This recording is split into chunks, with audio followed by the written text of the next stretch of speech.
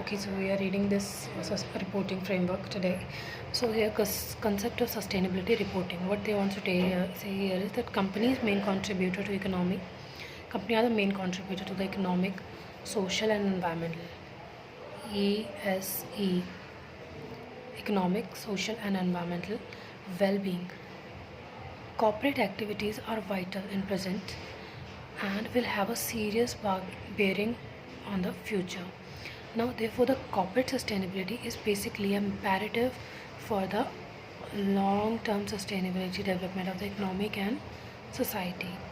So, sustainability reporting basically a broad term. It is a wider term consider synonyms with other used to describe reporting on economic, environmental, and social impact. Triple bottom approach they are talking about. Now, what is the purpose of sustainability reporting? The purpose of sustainability reporting is to give a true and fair picture to its investors. So sustainability reporting is basically practicing of measuring. We are disclosing, we are being accountable to internal and external stakeholders, basically investors. So we are measuring, we are disclosing, we are accountable to the internal and external stakeholders of the organization performance toward the goal of sustainable development. Sustainable habits know that we have to procure resources for the future generation also. That is the basic main of this meaning of this word. So for global performance, for organization performance toward goal of sustainable development means that should be in that way that it could lead to that organization's ultimate motto is to lead to sustainable development, not to harm the society, not to harm the environment, not to harm the economic and social well-being of the person. Now, a sustainable report should provide a balanced and reasonable representation of the sustainability performance for a reporting organization, including both positive and negative contributions. So, sustainability report we have to provide a balanced and reasonable representation of sustainability performance of a reporting organization. So we need to mention both what are the positive impact that companies can give to the society and what are the negative of this. So what are the benefit of sustainability reporting? The benefit is that it's a legitimate of a corporate activities, products and services which creates environmental and social impacts. So it is basically legitimate of corporate activities, products and services which basic aims to create environmental and social impact, increase in corporate reputation and brand value. So it helps an organization to have a brand value and also a corporate image enhanced or increased, gaining a competitive advantage. If we compare two industry and one industry is having a sustainable goal and one company is contributing towards sustainable development, then definitely that company has a competitive and advantage among any other organization. Now, comparison and benchmarking against competitor. It also have a benchmark standards. Increase transparency and accountability within the company means within the company it has transparency and accountability. And also there is one more benefit, that is establishing and supporting employees motivation as well as internal information and control process. Basically through this it can lead to employees, it can lead to increase the motivation of employees, and definitely employees will contribute to the organization goal, and that goal has to lead to the sustainable development. Now, sustainability reporting in emerging economics. Emerging economics, they are talking what emerging economic. So, investors increasingly recognize the value of robust. People are knowing now that it is really important. Sustainability reporting and expectations for such reporting and have spread to companies in emerging markets. So investors basically recognizing this thing, that is very important to have a sustainability reporting, and they have an expectation also for such reporting to have to spread to have spread to companies in emerging markets. Means the major market may that has to be a spread. Now, increasingly, global companies understand that a commitment to sustainability reporting can contribute to financial success. Now, companies that not to know that if they contribute to the society, that will automatically lead to the financial success. Such transparency allows companies to reach a broader range of investors and customers. Through this, what companies can do, they have a larger investors and customer base, because investors wants to invest in such company which have a long term goal, which have a well goal to, towards the economy, and which are contributing to the society also. So basically these are the some goals. Just a minute, I'm fixing camera. Not done. Done. So what is happening here? Such transparency allows a reach a broader range of investor, enhancing operational efficiency. Will also increase your brand. You know that brand increment, brand positioning improve, brand image increase, develop leadership in the marketplace. Also, that country becomes a leader. That industry becomes a leader. Now, recently in India, corporate environment reporting is a useful adjunct to the concept sustainable development had been recognized in various policy documents like the approach paper to the 11th plan and National Environment Policy 2006. Now, what are the key drivers to the sustainability reporting? There are some key drivers to the sustainability reporting. Basically, these are regulations, customers. So, in the regulations, government are at most level have stepped up the pressure on the corporate to measure the impact of their operation on the environment.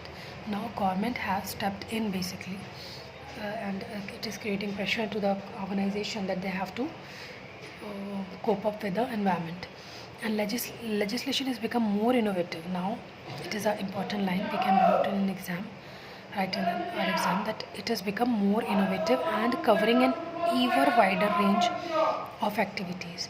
Now, the most notable shift has been from voluntary to mandatory sustainability monitoring and reporting. Now, the most basically they have shifted from voluntary to mandatory. Earlier, it was a voluntary that company wants to follow this or not, but now we have a CSR provision that company has to mandatory following such.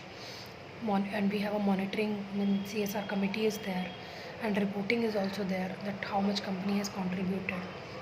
Now, customers, public opinion, customer preference are more abstract but powerful factor that exert considerable influence on companies. Particularly, those are the customer oriented. Now, customers significantly influence a company's reputation, we know very well, through their purchasing choice and brand. Basically, customer wants to go for a customer may change their choice, customer may change their preference according to the society. Because if something is harsh, like we can have an example of Maggie, that Maggie is have a lead content which is not good for the human health, which have a social impact on their lives, then it is drastically, Maggie is on the edge of being shut down. Now we have a loyalty. So loyalty is also an important factor. This factor leads to the firm to provide much more information about the products they produce.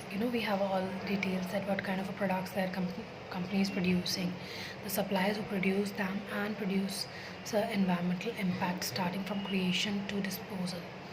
Now, NGO and the media. Public reaction comes not just from the customer but from the advocates and from media. They shape public opinion. Most of the time it happens that media can shape up the public opinion. Advocates also can shape up public opinion. Advocacy organization, if ignored or slightly, can damage brand value. Now, employees, those who work for a company, bring particular pressure to bear on how their employees behave. They too are concerned citizens, because beyond their corporate roles means they also have a duty, and they also wants to retain in such company which have a sustainable development goal in their objectives. Now, definitely investors, increasingly investor wants to know that the company have responsible, sustainable, long-term business approach. Because basically, investors has to look into three aspects: that company's organization is responsible, sustainable, and has a long-term business approach. Institutional investors and stock exchange CEO, for example, have moved to request increased sustainability reporting from listed companies, and environmental, social, and corporate governance indices have been established, such as a Dow Jones Sustainability Index. Now, what is GRI? That is Global Reporting Initiative. So, in this, the sustainability reporting guidelines developed by the Global Reporting Initiative, the Netherlands, as a significant system that generate sustainability issues to a frame of reporting. So basically, it's a Netherlands-based organization, and it basically provides the guidelines, and it's a GRI who provides guidelines. Now, what is GRI network? The Global Reporting Initiative is a wide range multi-stakeholder network of thousands of experts. Means in this GRI network there are thousands of experts in dozens of companies worldwide. Means dozens of companies worldwide who participated in the GRI working group.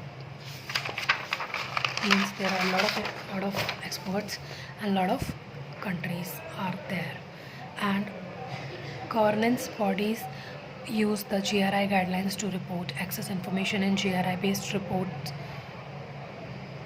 or to contribute to development the reporting framework in other ways, both formally and informally. Now, what is GRI reporting they are talking about? The GRI reporting framework is what is intention is to serve a generally accepted framework. What it is basically purpose is to serve a generally accepted framework for reporting on an organization's economic, environmental, and social performance. It is designed for use of the organization by any size. Means according to the size, sector, location, we can have a guidelines, we can have a reporting requirement for organizations, economic, environmental, ESE, basically economic, social, and environmental. So it takes into account a particular consideration faced by a diverse range of organization, for small enterprises to those with extensive and geographical dispersed operations. Now, the GRI sustainability reporting guidelines, after reporting principles, standard disclosures, and implementations manual for the preparation of sustainability reports by organization regardless of their size, sector, and location. Now, Global Reporting Initiative Sustainability Reporting Guidelines. In this context, Global Reporting Initiative launched the fourth generation of its sustainability reporting guidelines. It is the fourth generation they have launched. The GRI G4 Sustainability Guidelines. The guidelines in 2013, the aim of G4 is to provide I'm just reading this one because that is not so relevant. The aim for G4 is to help reporters prepare sustainability report that matters, contain valuable information about the organization, most critical sustainability. G4 is basically applicable to all the organizations, large, small, across worldwide. The guidelines are now prepared in two parts to facilitate the identification of reporting requirements and related guidelines. It consists of following two parts. So G4 is applicable to all the organization, large, small, across world, and the guidelines are now presented in two parts. So what are the two parts? First part is that reporting principles and standard disclosure. It contains reporting principles and standard disclosure, and also sets out the criteria to be applied by an organization to prepare its sustainability report in accordance with the guidelines. And part 2, that is implementation manual. It contains reporting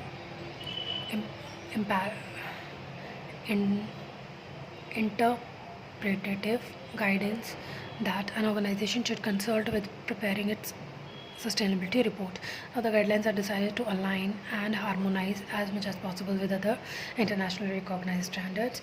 The guidelines provide a link with the United Nations Global Compact 10 principles, the OECD guidelines for multinational enterprises 2011, and UN guidelines principles on business and human rights. Now, reporting principles. The reporting principles are basically fundamental to achieving transparency in sustainability reporting. I think I should do it in another lecture. Bye bye.